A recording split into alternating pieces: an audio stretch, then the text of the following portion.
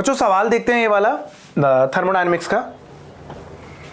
Polyatomic gas है, gamma 4/3 है, compress to 1/8 of its volume adiabatically, और प्रेशर के बारे में पूछा है बाद में प्रेशर क्या होगा। तो एडियाबैटिक प्रोसेस के लिए प्रेशर वॉल्यूम का जो रिलेशन होता है वो होता है PV raise to the power gamma is constant.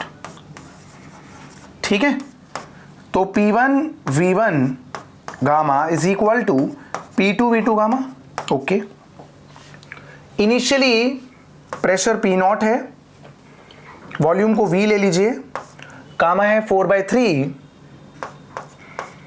बाद में प्रेशर कितना है वो पूछा है, वॉल्यूम कितनी है बाद में, ओरिजिनल की 1/8 है, और गामा यहां पर भी 4/3 है।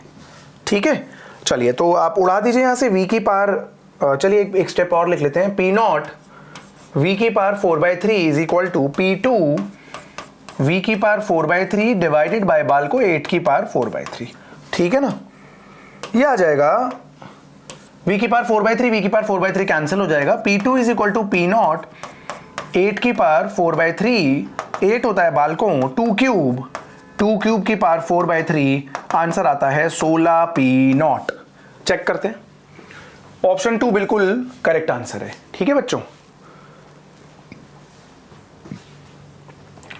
बढ़िया क्वेश्चन है। ग्राफ कन्वर्जन पे आपको एक साइक्लिक प्रोसेस VT ग्राफ दे रखा है और उसका PV ग्राफ पूछा है। VT दे रखा है, PV ग्राफ पूछा है। ओके, एक एक करके प्रोसेस समझेंगे।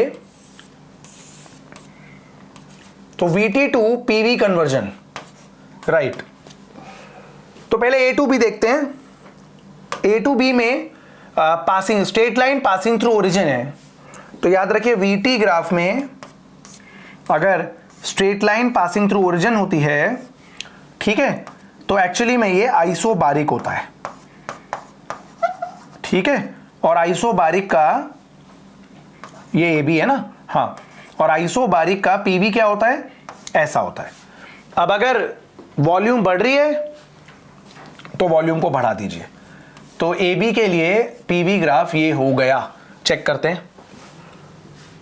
अरे वाह, दो ऑप्शंस एलिमिनेट हो गए। फर्स्ट और सेकंड में देखना है बाल को, आ जाइए। A टू B देख लिया। B टू C में वॉल्यूम कांस्टेंट है ना, तो B टू C जो है उसमें VT ग्राफ जो है उसमें वॉल्यूम कांस्टेंट है और टेम्परेचर कम हो रहा है। तो वॉल्यूम कांस्टेंट का PV ग्राफ कैसा होता है, वॉल्यूम कांस्टेंट का PV ग्राफ में अगर आपको वॉल्यूम कांस्टेंट करनी है तो ये करना पड़ेगा। ठीक है, टेम्परेचर कम हो रहा है तो वॉल्यूम भी कम होनी चाहिए, है ना। तो A टू B हो गया, B टू C में कुछ ऐसा ग्राफ होगा, राइट। तो हो गया। ठीक है बच्चों, फर्स्ट ऑप्शन करेक्ट आ गया, थर्ड पार्ट में नहीं बनाता। ओके, चलिए मैं बना देता हूं। थर्ड पार्ट के लिए C2A में जो ग्राफ है C2A का वो है आइसोथर्मल। ठीक है, VT graph, temperature constant, isothermal और वॉल्यूम कम हो रहा है। तो आइसोथर्मल का PV ग्राफ क्या होता है, वो हाइपरबोलिक होता है ना। और अगर वॉल्यूम कम हो रही है तो वॉल्यूम को आप कम कर दीजिए, तो C2A आपका ये कर्व बन जाएगा, आइसोथर्मल कर्व। ठीक है बेटा, तो हमने VT से PV ग्राफ बहुत शानदार तरीके से बनाना सीखा। एक और ग्राफ कन्वर्जन मैंने जानबूझ के स्पेशल एम्फेसिस ग्राफ कन्वर्जन पे दिया है क्योंकि बहुत से बच्चों को ग्राफ काफी मुश्किल लगते हैं। ठीक है, तो ग्राफ का क्वेश्चन देख लीजिए, ग्राफ कन्वर्जन। एक और VT ग्राफ से पहले PV बनाया था, अभी PT बना रहे हैं। चलिए एनीवेज देखते हैं। तो हमें क्वेश्चन में VT ग्राफ गिवन है, AB को उठा लेते हैं। AB में ये VT ग्राफ ऐसा है AB का, तो ये एक्चुअली में आइसोबारिक प्रोसेस होता है। तो अगर आपको इसका PT बनाना है तो कैसा बनेगा, आइसोबारिक में आपको प्रेशर कांस्टेंट रखना है तो हॉरिजॉन्टल बनेगा, और क्योंकि वॉल्यूम बढ़ रही है तो इसलिए टेम्परेचर भी बढ़ना चाहिए, इसलिए टेम्परेचर भी बढ़ना चाहिए। तो चलिए फिर AB वाला ये कैंसिल हो गया। ठीक है, और A टू B यहां भी टुवर्ड्स राइट जा रहा है। तो चेक करिए कौन से दो ग्राफ हो सकते हैं। ये भी एलिमिनेट हो गया। चलिए आ जाइए अगले ग्राफ पे। ए टू बी हो गया। बी टू सी देखिए, वीटी ग्राफ बी टू सी, ये रहा बी टू सी। क्या है ये? इसमें वॉल्यूम कांस्टेंट रखा गया है, ठीक है। तो वॉल्यूम कांस्टेंट का पीटी ग्राफ ये होता है, straight line passing through origin, straight line passing through origin. यहां टेम्परेचर कम हो रहा है तो आप, यहां टेम्परेचर कम हो रहा है तो आप भी यहां पर टेम्परेचर को कम कर दीजिए, ठीक है, परफेक्ट है। तो आपका ग्राफ B2C का ऐसा आ जाएगा, बिल्कुल परफेक्ट है। तीसरा C2A देखिए, C2A में VT ग्राफ क्या है? VT ग्राफ है आइसोथर्मल, वॉल्यूम डिक्रीजिंग। तो अगर आपको PT ग्राफ बनाना है आइसोथर्मल का तो वो वर्टिकली बनेगा, ठीक है ना। और अगर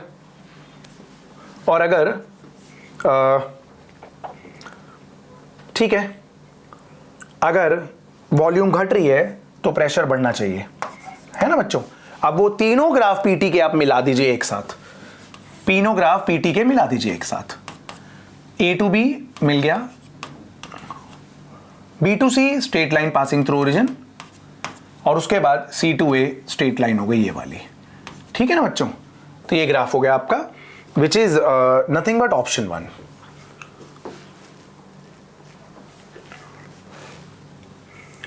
चलिए भाई आगे देखिए, अगला सवाल करेंगे बच्चों। अगला सवाल देख लेते हैं क्या है। गैस को एक्सपैंड किया वॉल्यूम V0 से 2V0 डिफरेंट प्रोसेस के थ्रू।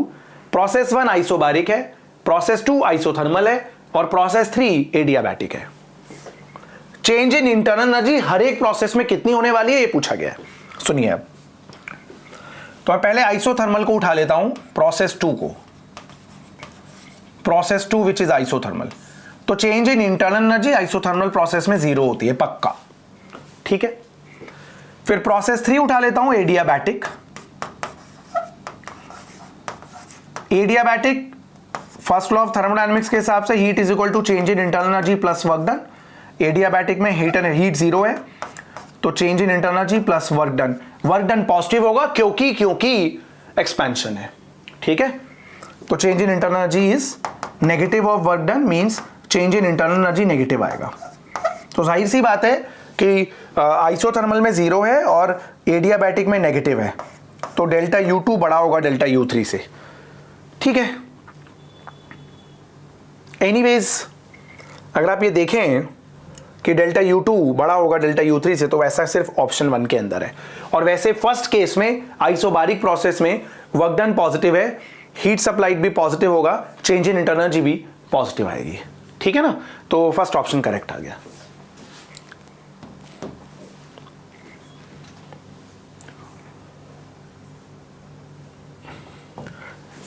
बालकों अगला सवाल देखिए, अगले सवाल क्या कहता है। During an experiment and ideal gas is found to obey कोई और law, VP square is equal to constant. पता नहीं कोई लॉ है कि वीपी स्क्वायर कांस्टेंट रहेगा। चलिए, गैस इनिशियली टी टेम्परेचर पे है, वी वॉल्यूम पे है, फाइनल वॉल्यूम दे रखी, फाइनल टेम्परेचर पूछा है। तो प्रेशर के बारे में तो दिया ही नहीं है कुछ डेटा, ना पहले ना बाद में, ना गिवन है ना पूछा है, तो प्रेशर को एलिमिनेट कर दीजिए। आप 1 मोल के लिए इक्वेशन लिख लीजिए। For 1 mole ideal gas equation होती है, बोला आइडियल गैस, बिल्कुल बोला आइडियल गैस, पीवी आरटी के बराबर है। तो यहां से प्रेशर बराबर हो गया आरटी बाई वी के, तो V into RT by V का square is equal to constant, है ना। तो ये आ गया आपका V into R square T square by V square is equal to constant. तो ये नई लॉ आ गई टेम्परेचर वॉल्यूम के टर्म्स में, T square by V is equal to constant, क्योंकि आर भी कांस्टेंट ही है। तो initial temperature T, initial volume V, final temperature पूछा है, final volume twice of V है, वी स्क्वायर नहीं है बच्चों, वी है, राइट। चलिए, तो यहां से आ जाएगा फाइनल टेम्परेचर का square is 2 times initial temperature का square, final temperature would be √2 times of initial temperature. बस यही ऑप्शंस है, फाइनल टेम्परेचर √2 टाइम्स होगा इनिशियल टेम्परेचर के बच्चों।